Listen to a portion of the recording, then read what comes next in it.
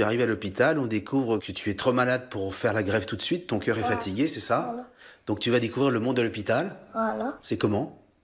Bien. Je dormais à l'hôpital, on a fait la fête et tout. Tu as fait la fête à l'hôpital. Voilà. Après, en fait, je dormais. Il faut dire que tu étais très fatigué. Voilà, j'étais très fatiguée. Tu avais une petite sonde dans le nez. Voilà. Qui servait à quoi? Il servait à manger. Ça servait à manger. Ça part jusqu'à l'estomac et ça me nourrissait. Et qui te mettait la sonde? Au premier jour, c'était les infirmières.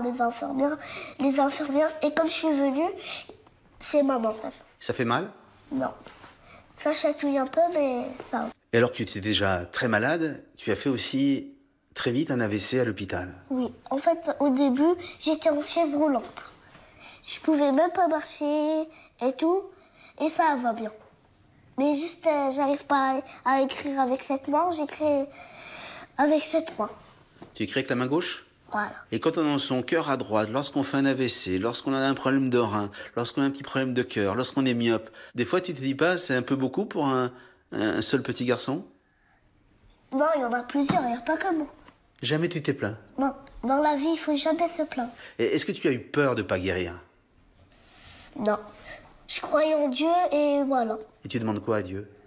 Je lui demande d'être un enfant normal, de boire de l'eau, d'aller faire mes besoins et de guérir et quelqu'un me donne un rein. Et que quelqu'un te donne un... Voilà. Et je serai guérie et voilà, je suis là. Raconte-moi un peu cette vie à l'hôpital d'enfant malade. Il y avait plusieurs cas de malades. Il y avait le cancer, il y avait la dialyse, où il y avait plein de gens qui faisaient la dialyse comme moi. Et il y avait bien sûr des cas plus difficiles que moi.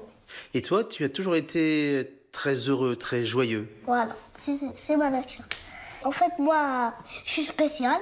C'est-à-dire? Je suis joyeux et tout. Parfois, des autres, ils sont moins rassurés que moi.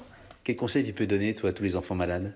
Le conseil d'être solidaire, comme moi et mes parents. Mais parfois, vous pouvez pleurer parce que ça fait du bien, parfois, de pleurer. Parce que je comprends tous les trucs. Tu sais que ça peut être grave. Tu sais que ça peut mal se terminer. Je sais, bien sûr. Il y a eu plein de trucs comme ça, ils sont morts. Ils sont morts. Voilà. Est-ce que quand on a ton âge, on a quelquefois peur de mourir? Quelquefois. En fait, ma maladie, elle a une solution. Mais presque peut-être dans les autres, il n'y a pas de solution. Et on peut mourir comme il n'y a pas de solution. Tu as senti que tes parents étaient inquiets? Oui, bien sûr. Qu'est-ce que tu leur disais? Je leur disais, c'est pas grave, maman, c'est pas grave. Après, elle me disait, si, c'est grave, si, c'est grave.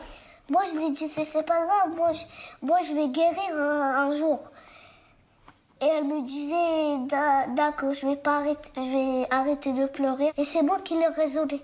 C'est toi qui les raisonnais? Voilà. Normalement, c'est les parents qui raisonnent les enfants. Voilà. Moi, c'est l'inverse.